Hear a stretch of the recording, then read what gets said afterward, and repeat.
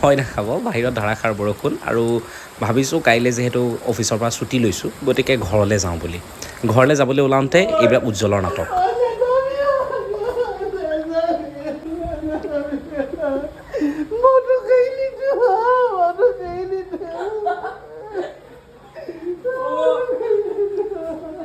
Finally বৰষুণত তিতি তিতি অফিচৰ পৰা ওলাই আহিলোঁ আৰু অফিচৰ পৰা ওলাই আহি এতিয়া ৰাস্তালৈ যাবলৈ ভয় লাগিছে এইকাৰণে, কাৰণ গুৱাহাটীত বৰষুণ বুলি ক'লে কি ভয়ংকৰ ৰূপ ধাৰণ কৰে ৰাস্তা ঘাটবোৰে, সেইবোৰ হয়তো দেখাজনেহে উপলব্ধি কৰিব পাৰিব।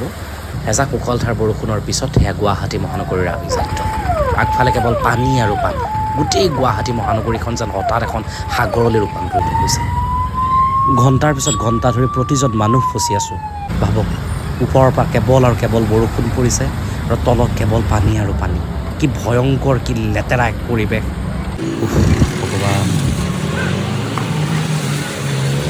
আৰু ফাইনেলি মই ঘৰত আহি উপস্থিত হ'লোঁ। প্ৰায় 4 ঘণ্টা ট্ৰেফিক জামত ফচি ঘৰত আহি উপস্থিত হৈছোঁ। বাহিৰৰ চোতালখন দেখুৱাব বিচাৰিছোঁ, বিৰাট ধুনীয়া লাগিছে। জোনবাইটোৱে মেঘৰ সৈতে খেলাত ব্যস্ত হৈ আছে, আপোনাক এবাৰ চাই লওকচোন। আৰু কাইলৈৰ দিনটোৰ কাৰণে অপেক্ষা কৰিছোঁ। আপুনি বাৰু আপোনাৰ বন্ধৰ দিনটো কেনেদৰে অতিবাহিত কৰে? বন্ধৰ দিনটো সেউজীয়াৰ মাজত, নিজৰাৰ পাৰত, আকাশৰ তলত অতিবাহিত কৰিব পৰা নাযায়নে? মোৰ বন্ধৰ দিনটোৰ ডায়েৰী এবাৰ আকাশখনলৈ চাওক। এই আকাশখনো কম এখন আকাশ নে? সিমানবোৰ মেঘৰ মাজত সূৰ্যটোৱে খেল খেলিছে।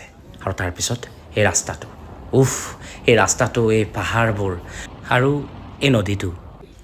কাষতে ৰৈ চাইছিলোঁ, ল'ৰা এটাই মাছ ধৰি আছে। বহুত মাছ উঠিছে। মাছ মৰা, মাছ ধৰা দেখি সঁচাই বৰ ভাল লাগে।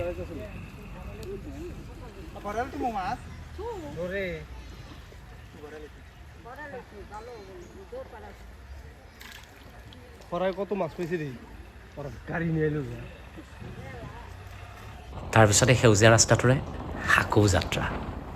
সেই যাত্ৰা কৰি কৰি মই যেতিয়া ঘৰ আহি পাইছোঁ, তেতিয়ালৈ আকাশখন বৰ ধুনীয়া হৈ উঠিছে। দিনত সূৰ্যটোৰ দৰে ৰাতি চন্দ্ৰটোৱেও যেন জেদ পাতিছে মেঘৰ লগত লুকা-ভাকু খেলাৰ। সঁচাই বিৰাট ধুনীয়া এই ছবি, বিৰাট মনোমোহা এই দিনটো।